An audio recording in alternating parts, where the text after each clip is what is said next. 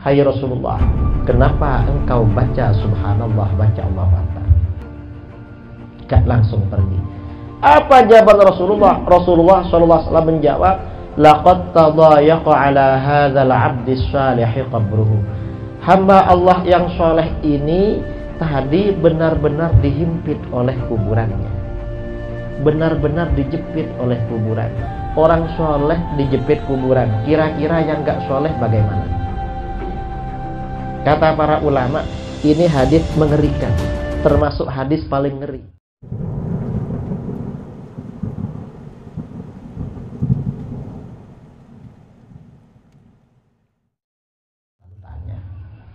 Ya, mau tanya apa?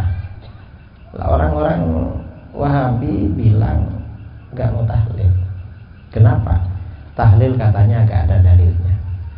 Siapa yang bilang begitu? Itu dosen saya. Dosen kamu itu dosen apa? Apa dosen fikih syariah, dosen hadis, atau dosen pertanian? Ya pokoknya dosen. Sekarang ini kan pokoknya kan. Pokoknya punya gelar profesor doktor, mengomentari masalah agama. Ya ngawur. Haram mengikuti sistem pemerintahan Kanjeng Nabi. Loh, kok haram? Khulafaur Rasyidin itu apa? Kalau ada orang alim, ahli ilmu agama menjadi presiden, gak apa-apa seperti Rasulullah. Sekaligus menjadi hakim, menjadi kadhi. Khulafaur Rasyidin itu juga memutuskan, juga berfatwa. MUI dulu gak ada, karena muftinya langsung khalifah.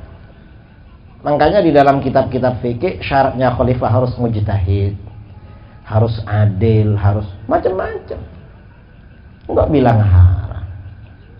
Ya karena apa namanya? Dia keahliannya ya bukan hukum, bukan profesor ilmu agama, tapi hukum Pancasila. Profesor Pancasila jangan mengomentari ilmu agama. Akhirnya ya rusak. Nanti itu mengundang bahaya. Akhirnya barang yang halal diharamkan, haram dihalalkan. Ada lagi yang fatwa jilbab apa katanya? Gak wajib. Loh, kok jilbab gak wajib? Tapi sekarang ini orang mengeluarkan ucapan-ucapan yang menyimpang dengan agama, kadang sakti. Mengapa? Setelah melecehkan jilbab, anaknya diangkat jadi direktur. Entah apa hubungannya itu. Ini insya Allah sebagian ngerti, sebagian nggak ngerti. Yang nggak ngerti biar nggak ngerti, nggak apa-apa. Ke depan, sini. Itu dari Bogor yang sini Ustaz. Di atas.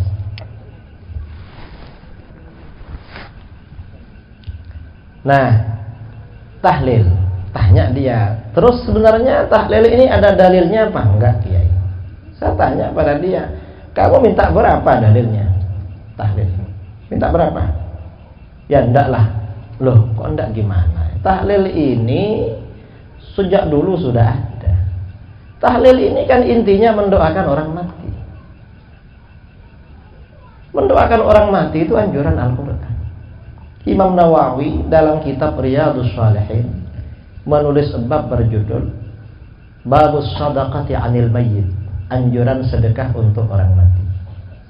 Dalil yang disampaikan oleh Imam Nawawi, qala Allah Ta'ala, Allah Ta'ala, babud du'a 'anil mayyit, anjuran doa untuk orang mati. Qala Allah Ta'ala, Allah Ta'ala berfirman, walladzina ja'u min ba'dihim yaquluna rabbana ighfir lana wa li ikhwanina alladzina sabaquna bil iman. Orang-orang yang datang sesudah mereka akan berkata, wahai Tuhan kami, ampunilah kami dan ampuni saudara-saudara kami yang mendahului kami dengan membawa iman. Dalam ayat ini Allah memuji orang-orang yang mendoakan ampunan bagi dirinya dan ampunan bagi pendahulunya yang meninggal dunia. Berarti ayat ini motivasi, anjuran mendoakan orang mati agar dipuji oleh Allah. Berarti mendoakan orang mati itu anjuran Al-Quran. Tahlil mendoakan orang mati. Ada pertanyaan, Itu berapa kali mendoakan orang mati, Kiai? Apa gak cukup ketika sholat jenazah? Gak cukup. Karena di dalam hadis ini ada lafaz yaquluna. Yaquluna itu kata anak-anak pondok disebut fi'il mudhari'. Fi'il mudhari' itu kata para ulama maknanya istimrar tajaddudi, terus menerus dan selalu dilakukan. Artinya apa? Mendoakan orang mati spiritnya terus menerus dan selalu kita lakukan sampai kita juga mati. Begitu disampaikan, tanya lagi, itu kan doa, Kiai. Terus tahlil itu kan baca zikir, itu orang mati. Apa ada dalilnya? Lah, dikirain nggak ada. Baca zikir untuk orang mati, kamu kira siapa yang awal mula melakukan? Bukan Kiai Jawa, bukan ulama Melayu, bukan ulama Betawi, bukan ulama Aceh, bukan. Siapa? Yang pertama kali baca zikir untuk orang mati adalah baginda Rasulullah SAW. Dan hadisnya banyak. Hadis Hasan riwayat Imam Ahmad, riwayat Al-Hakim At-Tirmidzi, riwayat Al-Baihaqi dan lain-lain. Dari Sayyidina Jabir bin Abdullah Al-Ansari radhiyallahu an, sahabat Jabir berkata, kharajana ma'a Rasulillah sallallahu alaihi wasallam ila Sa'd bin Mu'adz yauma mautihi. Kami pergi bersama Rasulullah sallallahu alaihi wasallam menuju kediaman Sa'd bin Mu'adz pada hari ia meninggal dunia. Ada sahabat meninggal, Rasulullah bersama para sahabat takziah. Falamma shalla alaihi Rasulullah sallallahu alaihi wasallam. Setelah Rasulullah mensolatkan jenazahnya, thumma dufina wa suwiya alaihi turab. Kemudian jenazah itu dikubur, lalu kuburnya ditutup rata dengan tanah. Jalasa Rasulullah sallallahu alaihi wasallam fawqa qabri. Rasulullah sallallahu alaihi wasallam masih duduk-duduk di atas kubur, tak langsung pergi. Faqal subhanallah tawilan. Lalu Rasulullah membaca subhanallah dalam waktu yang lama. Subhanallah, subhanallah, subhanallah, subhanallah. Fasabbahna ma'ahu. Para sahabat juga baca subhanallah. Lama. Tsumma qala Allahu akbar. Lalu Rasulullah baca Allahu akbar, Allahu akbar, Allahu akbar, Allahu akbar. Fakabbarna ma'ahu. Para sahabat baca Allahu akbar. Satu riwayat Rasulullah baca la ilaha illallah. Setelah lama falamman syarafa. Setelah Rasulullah berhenti, qilalahu. Ada sahabat bertanya, ya Rasulullah, ma laka tusabbih fatukabbir. Hai Rasulullah, kenapa engkau baca subhanallah, baca Allahu akbar? Gak langsung pergi. Apa jawaban Rasulullah? Rasulullah sallallahu alaihi wasallam menjawab, laqad tadayaqa ala hadzal 'abdi shalih qabruhu. Hamba Allah yang saleh ini tadi benar-benar dihimpit oleh kuburannya, benar-benar dijepit oleh kuburan. Orang soleh dijepit kuburan, kira-kira yang gak soleh bagaimana? Kata para ulama, ini hadis mengerikan, termasuk hadis paling ngeri. Mengapa?